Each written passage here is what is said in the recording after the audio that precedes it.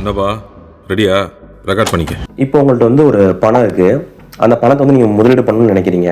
சரி, ஓகே, பேங்க்கில் போய் முதலீடு பண்ணலான்னு சொன்னால் ஃபிக்ஸ்ட் டெபாசிட்டில் நீங்கள் வச்சிங்கன்னா உங்களுக்கு வரக்கூடிய இன்ட்ரெஸ்ட் வந்து ரொம்ப லோவாக இருக்குது.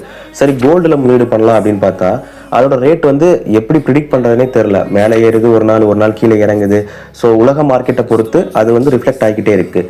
சரி, ஓகே, ஸ்டாக்ஸில் முதலீடு பண்ணலாமே அப்படின்னு பார்த்தா அதில் பயங்கரமான ரிஸ்க் இருக்குது. ஸோ நேற்று ஒரு ரேட் இருக்குது, இன்றைக்கு ஒரு ரேட் இருக்குது, திடீர்னு பார்த்தா மார்க்கெட் கிராஷ்னு சொல்லிடுறாங்க. ஸோ உங்களுக்கு வந்து ஒரு குழப்பமாக இருக்குது. ஸோ எதில் முதலீடு பண்ணால் சேஃபாகவும் இருக்கணும், அதே சமயத்தில் எனக்கு நல்ல ரிட்டர்ன்ஸும் கிடைக்கணும் அப்படின்னு பார்த்தீங்கன்னா அதுதான் பாண்ட் இன்வெஸ்ட்மெண்ட். அதை பற்றி தான் இன்னைக்கு பார்க்க போகிறோம். ஹாய் ஆல், நான் Kingston. Welcome to Kasupathiram YouTube channel. இன்னைக்கு நம்ம ஃபஸ்ட்டு வந்து பாண்ட்னா என்னென்னு பார்க்க போகிறோம். இப்போ வந்து நீங்கள் லோன் எதாவது எடுத்திருக்கீங்களா? இப்போ வந்து ஹவுஸ் லோனு, பர்சனல் லோனு, அந்த மாதிரி லோன் எடுத்திருப்பீங்க. ஸோ அந்த சிஸ்டம் எப்படி வந்து ஒர்க் ஆகும்? லோன் கொடுக்குற ஏஜென்ட்டை போய் நீங்கள் கேட்பீங்க, இன்ட்ரெஸ்ட் எவ்வளவு, எத்தனை வருஷம் நான் இந்த லோனை வந்து கட்டணும், இது ஃப்ளோட்டட் இன்ட்ரெஸ்ட்டா இல்லை இது என்ன மாதிரியான இன்ட்ரெஸ்ட்டு, அந்த மாதிரி டீட்டெயில்ஸ்லாம் கேட்பீங்க. எல்லாம் ஓகே அப்படின்னு சொல்லிட்டு நீங்கள் வந்து என்ன பண்ணுவீங்க, டாக்குமெண்ட்டை வந்து எழுதி கொடுத்ததுக்கப்புறம் கொஞ்சம் நாளில் வந்து லோன் வந்து உங்களுக்கு வந்து சேங்ஷன் ஆயிரும். சேங்ஷன் ஆனதுக்கப்புறம் நீங்கள் அந்த லோன் எடுத்துகிட்டு போய் உங்களுக்கு என்ன வேலையோ அதை நீங்கள் போய் பார்க்க போயிடுவீங்க. அதுக்கப்புறம் என்ன ஆகும், மாதம் வந்து என்ன ஆஸ் பர் த டேர்ம் நீங்கள் என்ன மென்ஷன் பண்ணிக்கிங்களோ அந்த இன்ட்ரெஸ்ட் வந்து நீங்கள் மாதம் கட்டுவீங்க. கரெக்டுங்களா? இப்போ பாண்டுங்கிறது இது அப்படியே இன்வெர்ஸ்லி ப்ரொபோஷனல். இப்போ வந்து இந்த இடத்துல நீங்கள் தான் கடன் கொடுக்குறீங்க. யாருக்கு அப்படின்னா கவர்மெண்ட் அண்ட் கார்பரேட்ஸ். கவர்மெண்ட் அரசாங்கத்துக்கு கடன் கொடுக்குறீங்க, அதை வந்து கவர்மெண்ட் பாண்ட்ஸ் அப்படின்னு சொல்லுவாங்க. ஷார்ட்டாக வந்து ஜிசெக் அப்படிம்பாங்க. அடுத்து இன்னொன்று என்னென்னா கார்பரேட் பாண்ட்ஸ். கார்பரேட் பாண்ட்ஸில் நீங்கள் வந்து கார்பரேட்டுக்கே வந்து லோன் கொடுக்குற மாதிரி. இப்போ வந்து கார்பரேட்னா பெரிய பெரிய கம்பெனிஸ், பெரிய ஃபேர்ம்ஸ், அதெல்லாம் வந்து நீங்கள் லோன் கொடுக்குற மாதிரி. இப்போ எக்ஸாம்பிளுக்கு நீங்கள் என்ன சொல்லலாம், நாவி சொல்லலாம், ஸ்ரீராம் சொல்லலாம், முத்தூட் ஃபின்காப் சொல்லலாம். இந்த மாதிரி வெல் நோன் பெரிய கார்பரேட்டுக்கு வந்து நீங்கள் வந்து லோன் கொடுக்குறீங்க.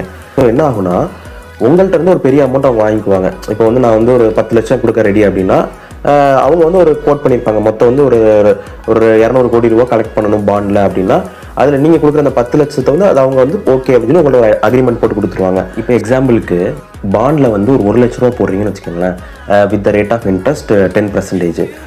ஒரு வருஷத்துக்கும் 2 வருஷத்துக்கும் போடுறீங்க. 1 லட்சத்தில் வந்து 10% எவ்வளவு? 10,000 ரூபா.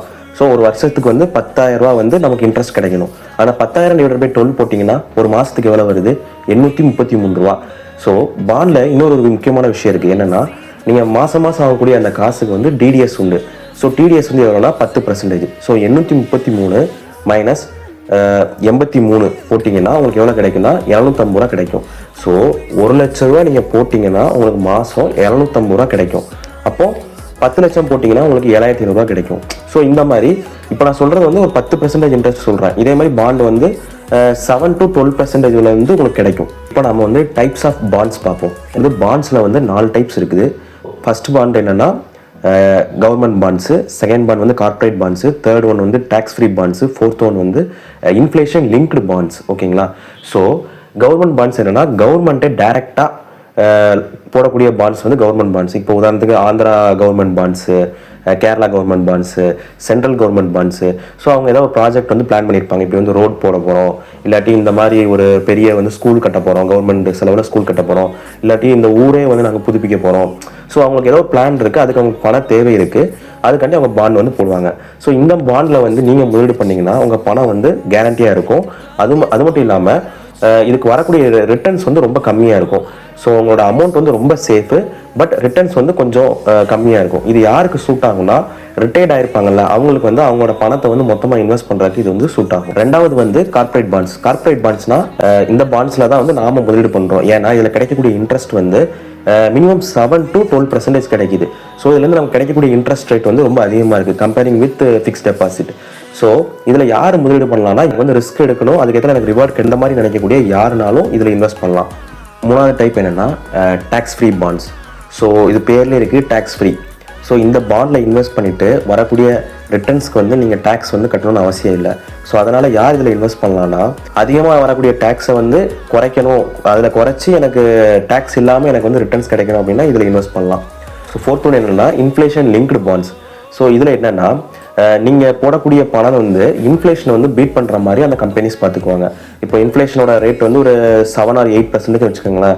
இதுலேருந்து வரக்கூடிய உங்களுக்கு ரிட்டர்ன்ஸ் வந்து உங்களுக்கு 10 to 11% கிடைக்கும். எஃப்டியையும் பாண்டையும் நம்ம கம்பேர் பண்ணி பார்ப்போமே. எஃப்டியில் வந்து உங்களுக்கு கிடைக்கக்கூடிய ரிட்டர்ன்ஸ் வந்து ரொம்ப கம்மியாக இருக்கும், இன்ஃப்ளேஷனுக்கும் கீழே இருக்கும். ஆனால் பாண்டில் வந்து உங்களுக்கு கிடைக்கக்கூடிய இன்ட்ரெஸ்ட் வந்து இன்ஃப்ளேஷனை கூட பீட் பண்ணிடும். மினிமம் 10% லோன் 11% நமக்கு வந்து ரிட்டர்ன் கிடைக்க வாய்ப்பு இருக்குது. ஃபிக்ஸ்ட் டெபாசிட்டில் வந்து உங்கள் பணம் சேஃபாக இருக்குது. ஆனால் இன்கேஸ் வந்து பேங்க் கரப்ட் ஆயிடுச்சு அப்படின்னா மேக்ஸிமம் வந்து உங்களுக்கு 5 lakhs வரைக்கும் தான் கொடுப்பாங்க. ஆனால் பாண்டில் அப்படி கிடையாது.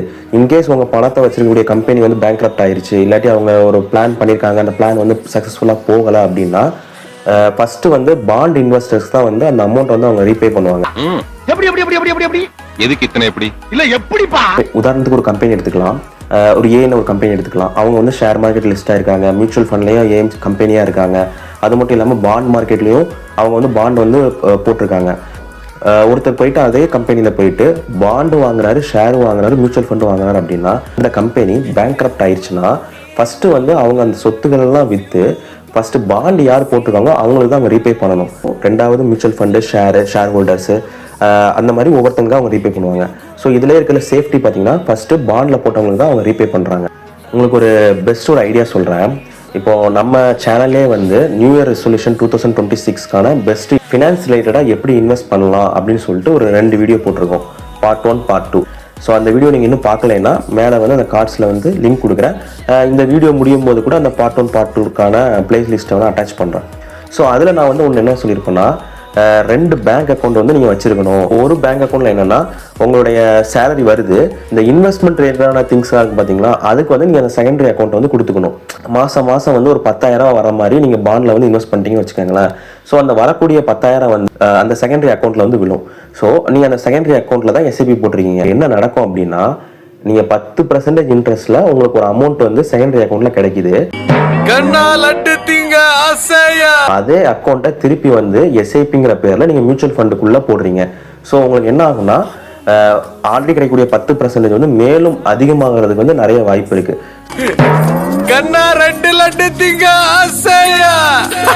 ஸோ மாதம் கிடைக்கக்கூடிய அமௌண்ட்டை நீங்கள் உங்களுக்குன்னு நீங்கள் யூஸ் பண்ணிக்கலாம்.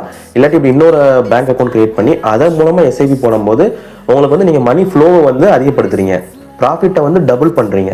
ஸோ இதை பண்ண முடியுமாங்கிறத நீங்கள் ட்ரை பண்ணி பாருங்க. ஸோ உங்களுக்கு இப்போ வந்து பாண்ட் மார்க்கெட் பற்றி புரிஞ்சுக்கணும் நான் நம்புகிறேன். ஸோ இதே மாதிரி செல்ஃப் ஃபினான்ஸ் ரிலேட்டடாக உங்களுக்கு வீடியோஸ் வேணும்னா நம்ம சேனலை வந்து சப்ஸ்கிரைப் பண்ணிக்கோங்க. இந்த வீடியோக்கு வந்து like, comment, share and subscribe பண்ணுங்கள். உங்களுக்கு உடனுக்குடன் அப்டேட்ஸ் வர்றதுக்கு பெல் ஐக்கானை கிளிக் பண்ணுங்கள். Real finance, real life. Thank you.